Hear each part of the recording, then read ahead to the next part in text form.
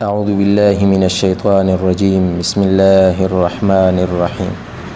الطلاق مرتان فإمساك بمعروف أو تسريح بإحسان ولا يحل لكم أن تأخذوا مما آتيتموهن شيئا إلا أن يخافا الله فإن خفتم ألا يقيما حدود الله فلا جناح عليهما فيما افتدت به تلك حدود الله فلا تعتدوها ومن يتعد حدود الله فأولئك هم الظالمون.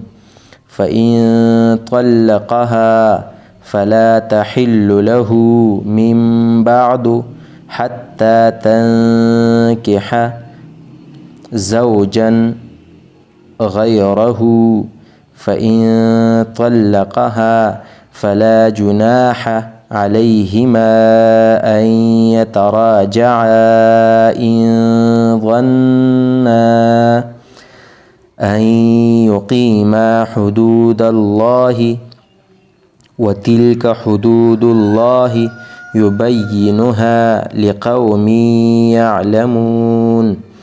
وإذا طلقتم النساء فبلغن أجلهن فأمسكوهن بمعروف أو سرحوهن بمعروف ولا تمسكوهن ضرارا لتعتدوا ومن يفعل ذلك فقد ظلم نفسه. ولا تتخذوا آيات الله هزوا واذكروا نعمة الله عليكم وما أنزل عليكم من الكتاب والحكمة يعظكم به واتقوا الله واعلموا أن الله بكل شيء عليم. صدق الله العظيم.